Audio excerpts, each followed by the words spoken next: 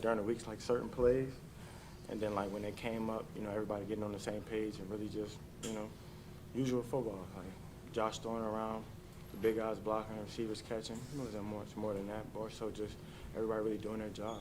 Could you take us through the 3 touchdowns? I think the first one, was it a scramble drill or you just crossing and getting behind the linebacker there? It was kind of a scramble drill. I'm gonna say it was that, but I stole the touchdown from I think the tight end behind me. I think so.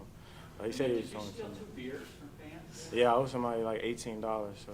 And then the long one down the sideline where you kind of spun.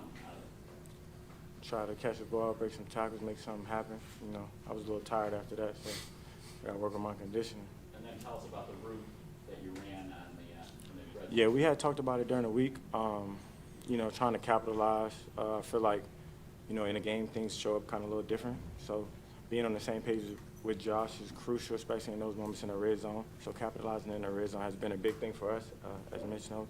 So, I try not to make it more than what it was, but it's cool day.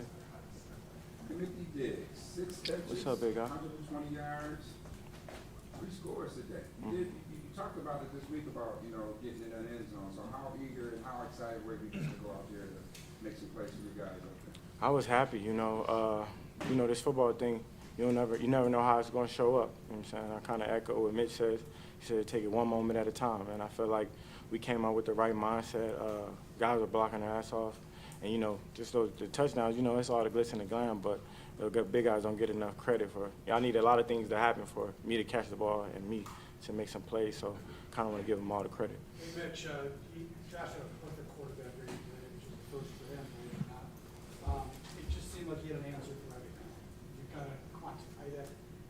Did he have an answer for everything?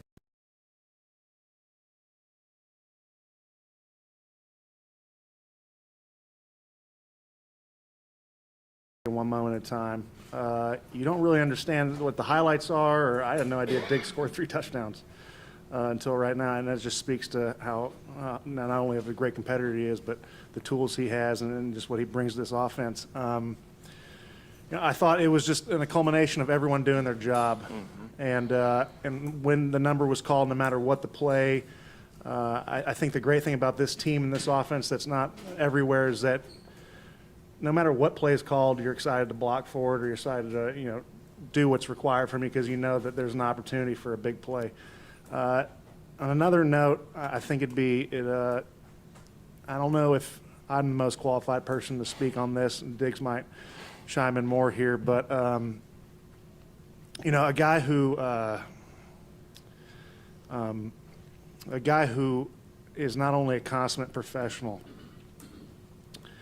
but is universally loved on this team, went down today. And, he's a guy that doesn't want the limelight. He would do conditioning before training camp practices, which I've never seen in my life. And, he does it for all the right reasons. And to see that today, I know it's the parody of this league. You saw it earlier with Tommy Doyle, but, and I know a lot of people have spoken on it, but it's a damn shame, and hopefully you guys keep him in your prayers because he means so much to this team and does it for all the right reasons. And he's a father of 3. This game means a lot to him, and being a good teammate and being there for his teammates means a lot to him. So just keep him in your prayers, please. Stefon, you don't against Trey,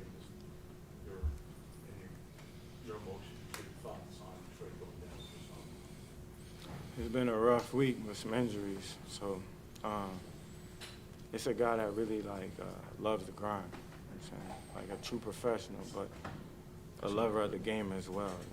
It's crazy. You know what I'm saying? He really nursed himself back. He really worked to get himself back into where he was, and to see him kind of get into a flow. It was rough. You know what I'm saying? I try to stay positive. You know what I'm saying? But like Mitch said, keep him in your prayers, because this game people don't really understand it weigh on you. You know what I'm saying? The good, bad, and indifferent. And with everything he had already been through, it's kind of tough. So, you know what I'm saying? Really keep him in your prayers, because at this very moment, you know what I'm saying, it's easy just to be it's unfortunate, but it means the world to him. Football meant a lot to him. and you can tell that by how he works, how he grinds, how he approaches each and every day. He doesn't care, like he said, he don't really care about the limelight. He cared about the grind and really just being the best player and teammate he could be. So, yeah, I ask you to do more than just keep him in your prayers, to really lift him up, you know what I'm saying? Because a time like this, it's rough. Mitch, there was an investment in the offseason, guard to guard, you guys on each side of you. Through 4 weeks, the interior of the pocket has been very, very clean for Josh, which is enabling him to step up an awful lot. There's been a lot of throws that have gone for big plays. Just from the first 3 weeks that I know you've seen on film, do you recognize that? Does it seem like you guys have been pretty clean and consistent? I think at the time you start getting complacent and you feel like you're clean is when stuff goes awry. To your point, the guys have come in. I can speak in for Connor. It was such a different system for him, Cromer's system. I've spoken on it before. And he's treated like a consummate professional, worked on it every day. And then when you have a rookie, a highly touted rookie who comes in, and I've said this before, excuse my language, you just hope he doesn't think his shit doesn't stink. And I you know, he couldn't be more opposite. The guy's, he's a sponge of information, great football player, you know, and he doesn't ride the roller coaster if he makes mistakes or not. And I think he's going to be an amazing football player in this league. I think we all on the offensive line try to take it one day at a time, and we understand that there's still a lot to work on.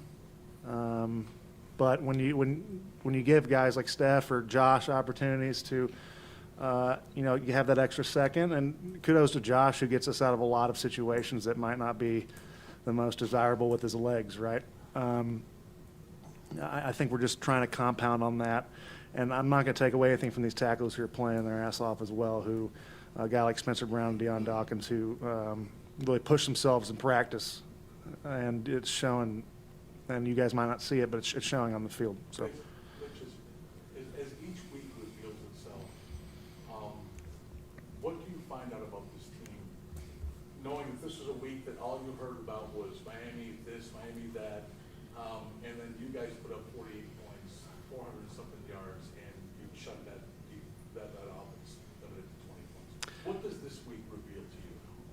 Well, to be honest, I think this week, along with the last few weeks, we just really focused on in-house, keeping it like we really don't care what the opponent's going to be doing. We really care about us. You know, I think the thing we understand is that we can't beat ourselves out there on the field.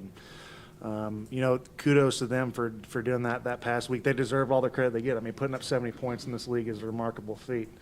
And they're a great football team. They are. They're a fantastic football team. And I think we can speak for all of us that even with 5 minutes left in the fourth quarter, down 4 scores, we were still feeling uneasy because of how explosive they could be. But, you know, for us, at halftime or every quarter we come out, I think Steph will lose this every time we get on the field is like, you know, this is a clean slate, man. Like, what can we do this drive right now? And how can we be as effective in this drive? And I think that really resonates with the guys. It's a good reset, and we really don't calm down until the clock hits 0 in this team. And I think we're going to have to keep that up because this is very uncharacteristic in these last 3 weeks in this league, right? So we're gonna have these games that we're going to have to really fight through the end. And we understand that this is kind of a rarity these past few weeks. Well, I was just wondering what was uncharacteristic, just the way you want how the scores have been decided? Just, yeah, I would say just the scores, yeah. Steph, Coach Dorsey had just done a lot today. That was no question. Coach Dorsey wanted to give Miami a taste of their own medicine and how much they coach about it.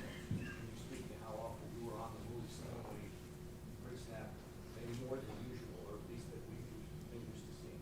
I mean, probably like, I don't know how much tape y'all watch, so like, but he's been putting me in motion for, you know what I'm saying, since last year. So it's been happening. It's just probably was much more visible because we played a team that motions a lot with their guys. But it wasn't so much their own medicine, but something that we was working on, that we've been working on in the off season and training camp and stuff like that to, you know, kind of like get this offense in the right spot. I told you that we're working and we're trying to catch a stride right now. You know what I'm saying, building that identity, what kind of team you want to be, and we got the right guys. So not so much that specifically, but we're doing everything we got to do to win at this point. And, you know, for me, Mitch will tell you, approach each and every day. We've gotten to a point where we made it like an earning mindset. You know what I'm saying? Nothing's going to be given to us. Stay humble, stay hungry, but each and every week, each and every day, we got to earn it. You know what I'm saying? We can't expect to win if you don't earn it during the week. So just been approaching practice the right way. Stefon, you talked about the impact that the fans have had on you guys over the years. What kind of energy you feel from them today? It sounded like as loud as I've ever heard.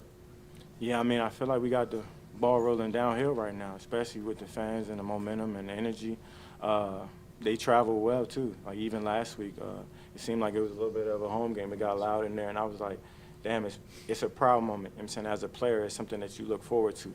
Like, I don't know what it's like to be somewhere and you don't hear your fans, like, especially this loud, you know what I'm saying? Especially at home. Like, we need that. That gives our offense energy just as much as our defense. You know what I'm saying? Of course, he'll quiet them down. Josh will quiet them down a little bit, but it's something that gives you that little boost of energy that, you know what I'm saying, it's live. We rocking and rolling. Steph, care to talk about Josh, finding 8 targets, you with the big game. How well is Josh managing these offense the past 3 weeks? I mean, I feel like, that our first game was a test as to how guys were going to play us and, you know what I'm saying, what we were going to see on a consistent basis. And I feel like Josh kind of put a lot on his shoulders, put a lot on himself. And you know how it is. It's a week-to-week league. You know what I'm saying? Like I said, I feel like the team that we played is a great team. You know what I'm saying? They do a lot of things exceptionally well. They got some great players and a great coach. I feel like each week is different. And as you see Josh Allen, he adapts, he grows, you know what I'm saying? And I feel like as a receiver, watching him and seeing him out there in action, I'm up close and personal. I see his emotions, I see his plays, and he's a quarterback that you want to play with. He's a quarterback that gives you that energy, gives you that belief, and he's a foot on the gas kind of guy. Like, he's never done it until the whistle blows. So for me, it's just something exciting. Like, as we find ourselves as an offensive unit, I feel like we just keep lining the weeds, keep grinding, and we'll be in the right spot. We got some